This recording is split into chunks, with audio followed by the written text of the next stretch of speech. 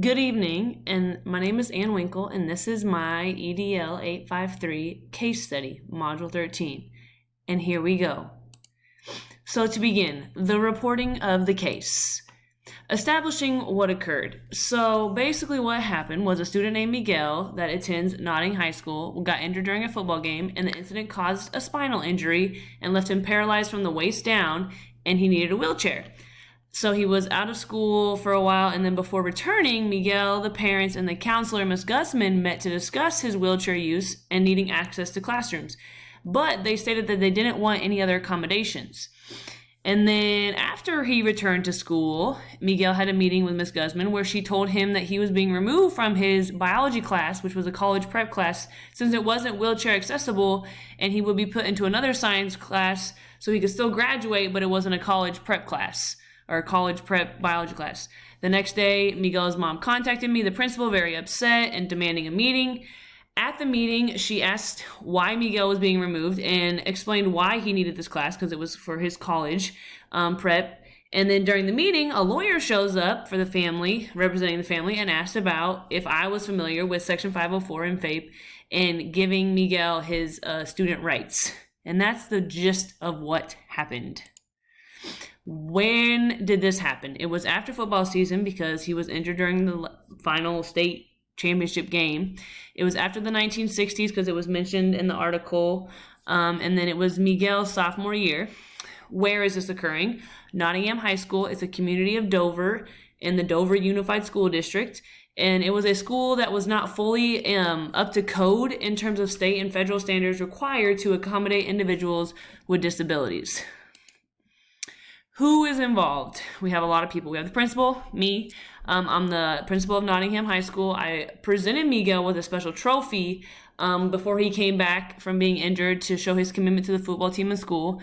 And I was called by Mrs. Hernandez after Miguel was switched out of his biology class to another science class. That's who she contacted right away. Miguel is the student. His family moved to Dover after reading about the success of the academic and football program at Dover School District. He is one of 4 sons. He was a talented quarterback, most talented since the 1960s. He's a sophomore, and then he had the football injury that left him paralyzed and needing a wheelchair, and he plans to go to college after he graduates because that's why he's taking college prep classes.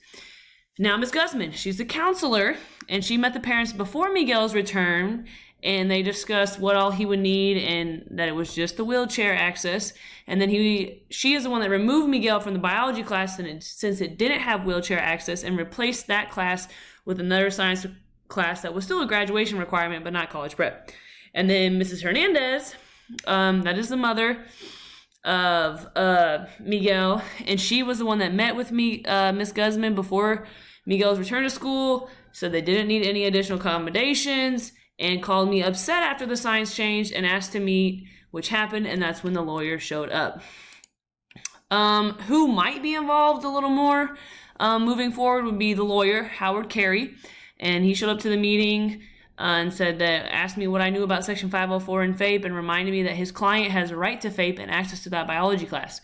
Mr. Hernandez might be involved, the father of Miguel, and Dr. Harvey is the superintendent, and again, he is the superintendent of this district that has a fourth of its high school not up to code with state and federal standards. Now, talking about communicating or informing you about the ethical issues here. Was there harm in the action of what occurred?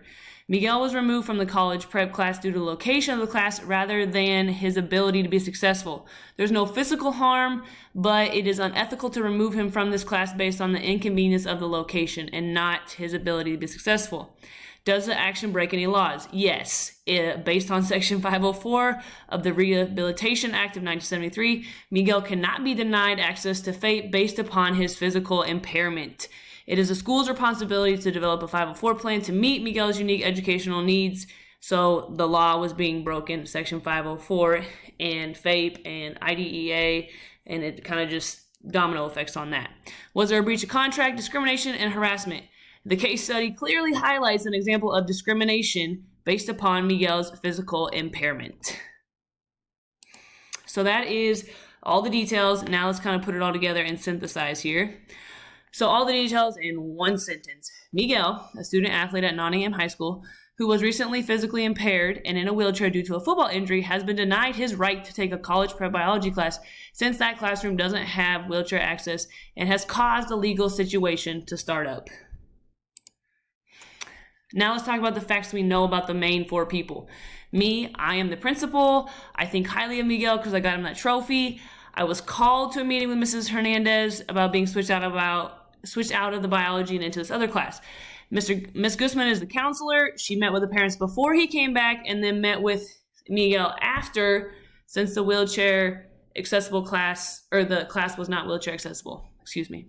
Miguel is a sophomore. He's in college prep class, plans to go to college. He was injured and in a wheelchair, and he was very eager to come back, excited to come back to school.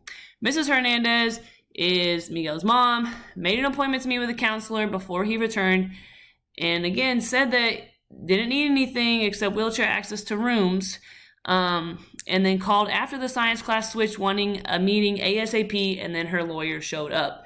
Those are the things we know. What do we not know that we probably should find out? Me, about the principal. Did I know about the switch of the science classes before it happened?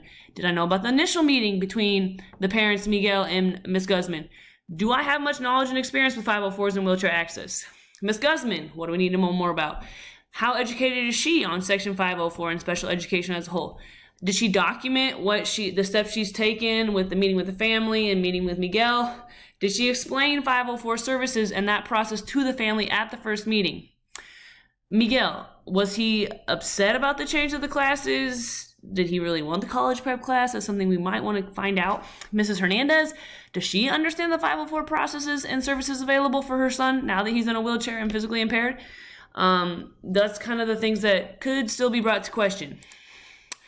Now let's talk about facts concerning the place. It's Nottingham High School. It's a high school that serves over 3,200 students. There's 6 elementary schools and 2 middle schools in the district, but that's the only high school. It's a very supportive community, and it was said that Friday night football games are a big deal. Like, that's everyone's going, everyone's cheering on the team. Unknown things: what are the demographics of the school in the district? That was never said. Is it an urban school or a suburban setting? Are there other districts close by? That's something else we don't know. Facts concerning the program: 1/4 of the high school is not up to code to accommodate individuals with disabilities, especially physical impairments like using a wheelchair. It's a high school, it's a public school. Teachers, admin, parent volunteers provide excellent programs and services. It's kind of a very good educational community. The high school has academic success. It's well known for that, and the football team is well known. Unknown: is special education and the 504 team strong and productive at this high school? Is parent contact and communication strong? Are there plans or funds in place to move forward with updating the rest of the high school, since 1/4 of it is still not in code or up to code? Is there an alternate location that the science class could be held so Miguel could attend? Meaning, is there a classroom that is wheelchair accessible? Now we're going to prioritize. So this could be very damaging to the following stakeholders. Let's kind of review all the data here. Miguel, he's missing on opportunities to take classes to get him ready for college. The school this could be damaging to the school because the building is not compliant with standards for accessibility and inclusivity. Could face legal ramifications. They're not serving students that are similar to Miguel. Those are all things that could be damaging. And then the community could get a bad rep for not promoting the well-being of each and every student. Who is at stake in this outcome? Miguel, the staff, the school, the community. It kind of just builds. Stakeholders we need to consult: the admin and leadership team that oversees 504s in the building to see if and how we can accommodate Miguel. The legal team in the district needs to be consulted. And if they have a team or people in the district that deal with safety and compliance issues, those people need to be consulted as soon as possible. Can I learn more about the situation? At the time of the parent meeting, was there a conversation about 504s due to his condition, Miguel's condition? And are there alternate locations for the class, the same class but accessible to Miguel? Do I know enough to move and make a decision? I know enough to move forward and gather a team to create a 504 plan. What are the options? Well, option 1, take no action. He's placed another science class, which since the biology class he wants isn't wheelchair accessible, No action is not a realistic option. I'm going to be honest. This is not going to happen probably, because then the parents have grounds to sue because you're denying Miguel access to FAPE. He's missing out on opportunities for college prep. The school and district could get a bad rep for not promoting the well-being of each student and having an equitable and inclusive school culture. Option 2, that's what I'm going with. Determine the new location for the biology class. Gather the 504 team. That includes the parents, the admin, and other 504 team members to create a comprehensive plan to meet Miguel's unique needs. Have private conversation with Ms. Gustin to ensure she knows about meeting the needs of all students under FAPE. And the consequence of that is that the parents might not be content with the 504 plan and they might still take legal action. That is the consequence of doing option 2. The parents still might not be happy with what happened. Other options, these are kind of, some of these are way out there, but I gave you other options. The 504 team could move forward with developing a 504 plan because at the time of the parent meeting, 504 team could not move forward with developing a 504 because the parents identified that they did not need any additional accommodations. We could get in touch with those in charge of safety services and get a quote on building a ramp, or Miguel could attend another high school in our district, but we have to provide transportation for that. So the evaluation, the pros and the cons to doing nothing at all. Pros, I don't have any pros to doing nothing at all. The cons, parents are going to sue me. I'm denying him access to FAPE, and based on IDEA and Section 504, he's missing out on college opportunities. The list goes on and on. There's a bad rep, lawsuit, and legal action, which is going to cost money. If I move the class to a new place that he can take it, I'm advocating for Miguel to have opportunity to take college classes. Miguel is being provided FAPE, promoting the well-being of each student, and the parents will be happy and hopefully drop the legal action. If we do change the location, we might have to build a ramp, and it takes time to develop a 504, and then teacher could possibly have to relocate. The other options, the school could be come up to code if we do build a ramp, and then cons is that the district's going to be responsible if they do bus him to another place, and then if he does have to go to another school, he's going to be displaced, and he could have social, emotional, financial, and unforeseen consequences for him and his family. So now let's make the decision, and I kind of already told you. I'm going to get my leadership team. We're going to determine a better location for the biology class and any other classes that aren't wheelchair accessible for those students who want to take them. I'm going to gather the 504 team that includes Miguel's parents, the admin, and other 504 team members to create a comprehensive plan that meets Miguel's unique needs, and have a private conversation with Ms. Gustin to discuss how she could better handle this in the future, a situation like that. So steps: meet with my leadership team, determine a new location for classes that are not wheelchair accessible, focus on creating a more inclusive school culture. The 504 plan then begins. We get parent consent, we gather information, we determine if he qualifies. If yes, we develop the plan, and then we give it out to the teachers. That is the process for creating a 504. Get a quote on finishing the school, finding funds so this doesn't happen again. Finish schooling, meaning putting it up to code.